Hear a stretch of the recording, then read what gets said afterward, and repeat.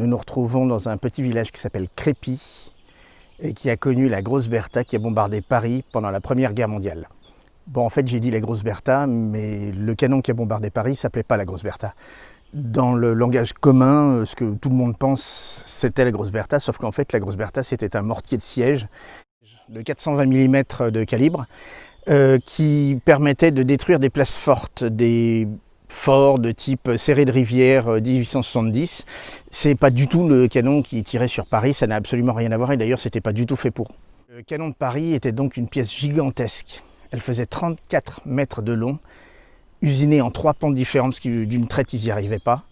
C'était un tube qui faisait 210 mm de calibre et en fait qui était inséré dans un autre tube en force.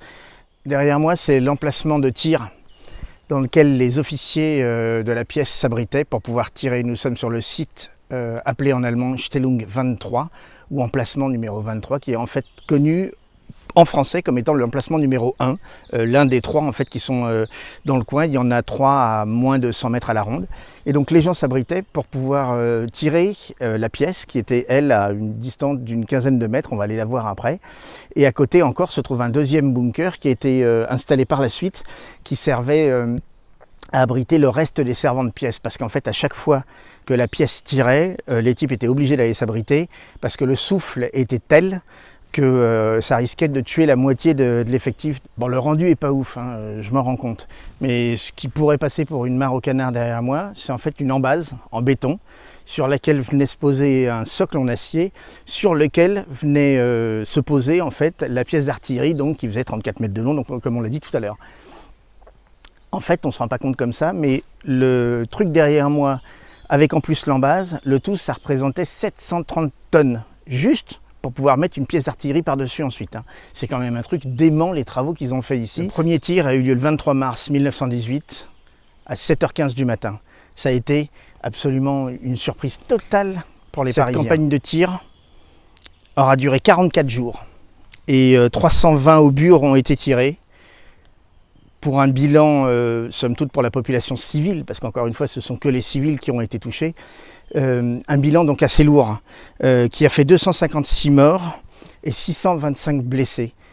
L'Allemagne était déjà sur le point d'être vaincue au moment où ils ont fait les derniers tirs, ce qui fait qu'en fait les Allemands ont stratégiquement décidé de démonter toutes les pièces. Alors ici, comme les 2 autres sites qui sont à proximité, comme toutes les autres pièces qui avaient été installées sur le nord de Paris, ils les ont démontées. Ils les ont renvoyés en Allemagne, tout a été fondu, les plans, etc., tout a été détruit, ce qui fait qu'ils n'ont quasiment rien retrouvé avant les années 1920-1922, je crois, où ils ont retrouvé les premiers documents, les premières photos qui parlaient du canon de Paris et qui donc leur ont permis de voir en fait quels étaient les travaux absolument colossaux qu'avaient mis en place les Allemands afin de pouvoir tirer sur la capitale française et d'obtenir un but stratégique, puisque d'un point de vue tactique, en fait, ils n'allaient pas gagner la guerre juste en tirant quelques boulets. Voilà, c'était la conclusion, j'espère que ça vous a plu.